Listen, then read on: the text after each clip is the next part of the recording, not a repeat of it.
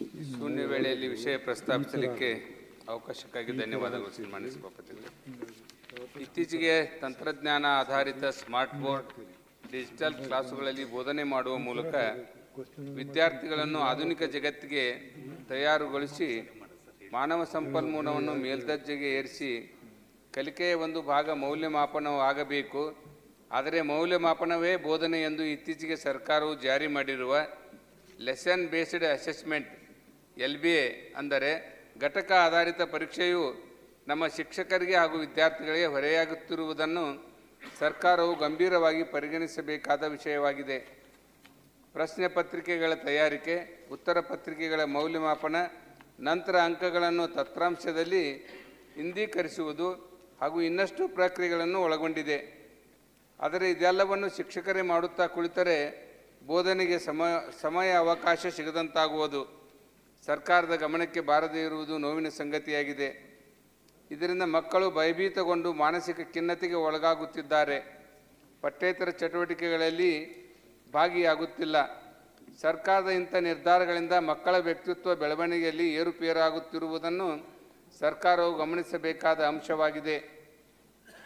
ಒಂದು ವರ್ಷಕ್ಕೆ ಪ್ರತಿ ಶಿಕ್ಷಕನಿಗೆ 2025-26ನೇ ಸಾಲಿನಲ್ಲಿ 242 ದಿನಗಳು ವರ್ಕಿಂಗ್ ಡೇಸ್ ದಿನಗಳು ಲಭ್ಯವಾಗುತ್ತಿವೆ ಹಾಗೂ ಒಟ್ಟು 350 ಪಾಠಗಳು 8, 9 ಮತ್ತು 10ನೇ ತರಗತಿಗಳಿಗಿವೆ.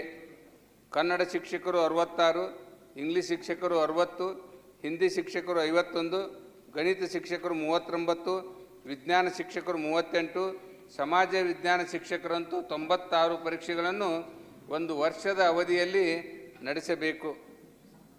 ಅದಕ್ಕೆ ಸಂಬಂಧಿಸಿದಂತೆ ಪ್ರಶ್ನೆ ಪತ್ರಿಕೆ ಸಿದ್ಧತೆ, ಮುದ್ರಣ ಸಂಘಟನೆ, ಮೌಲ್ಯಮಾಪನ, ಅಂಕಗಳನ್ನು ಅಂತರ್ಜಾಲದಲ್ಲಿ ಇಂದೀಕರಿಸುವುದು ಬೋಧನೆಯ ಪ್ರಮುಖ ಅಂಶ. ಮಕ್ಕಳಲ್ಲಿ ಕಲಿಕೆಯಾಗುವುದು. ಅದರಲ್ಲಿ ಪರೀಕ್ಷೆಗೆ ಸಂಘಟಿಸಲು ಸಮಯವನ್ನು ಭಾಗಶಃ ಅರ್ಧಕ್ಕೂ ಹೆಚ್ಚು ಸಮಯ ವ್ಯಯಿಸಬೇಕಾಗುತ್ತದೆ.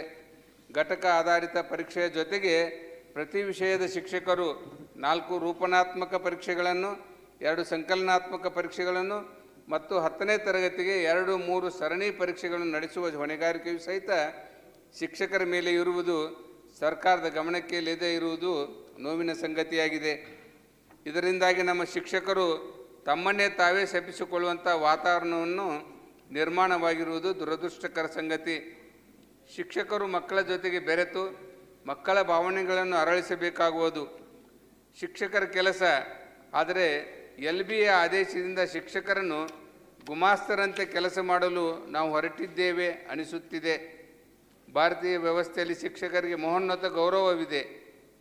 ಆ ಮಹೋನ್ನತ ಗೌರವವನ್ನು ನಾವೆಲ್ಲರೂ ಗೌರವಿಸಬೇಕಾಗಿರುವುದು ಸರ್ಕಾರದ ಮಹತ್ತರ ಕಾರ್ಯವಾಗಿದೆ. ಹಾಗೂ ಸರ್ಕಾರವು ಇತ್ತೀಚೆಗೆ LBA ಆದೇಶ ಸಂಬಂಧಿಸಿದಂತೆ ಪರೀಕ್ಷೆಗಳನ್ನು ಸಂಘಟಿಸಲು ಮುದ್ರಣ ವೆಚ್ಚ, ಅಂತರ್ಜಾಲದಲ್ಲಿ ಇಂದೀಕರಿಸಲು ತಜ್ಞ ಸಿಬ್ಬಂದಿಯ ಕಚೇರಿಯ ಸಹಾಯಕರು ಸರ್ಕಾರವು ಒದಗಿಸಿದೆಯೇ?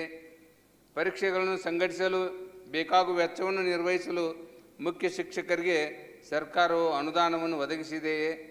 ಇಲ್ಲವಾದರೆ LBAಗೆ ತಗುಲು ವೆಚ್ಚವನ್ನು ಮಕ್ಕಳ ಮೇಲೆ ಭರಿಸಲು ಸರ್ಕಾರ ಆದೇಶವೇನಾದರೂ ಮಾಡಿದೆಯೇ?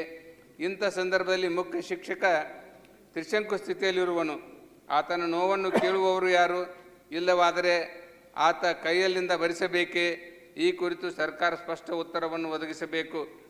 ಈ ಮೇಲಿನ ಎಲ್ಲ ಅಂಶಗಳನ್ನು ಕುರಿತು ಸರ್ಕಾರವು ಗಂಭೀರವಾಗಿ ಮತ್ತೊಮ್ಮೆ ಪರಿಶೀಲಿಸಿ ಈಗಾಗಲೇ ಹೊರಡಿಸಿದ LBA ಆದೇಶವನ್ನು ಹಿಂಪಡೆಯುವಂತೆ ಸರ್ಕಾರವನ್ನು ತಮ್ಮ ಮೂಲಕ ಶೂನ್ಯ ವೇಳೆಯಲ್ಲಿ ಮಾನ್ಯ ಪ್ರಾಥಮಿಕ ಮತ್ತು ಪ್ರೌಢಶಿಕ್ಷಣ ಸಚಿವರನ್ನು ಒತ್ತಾಯಿಸುತ್ತೇನೆ. ಧನ್ಯವಾದಗಳು.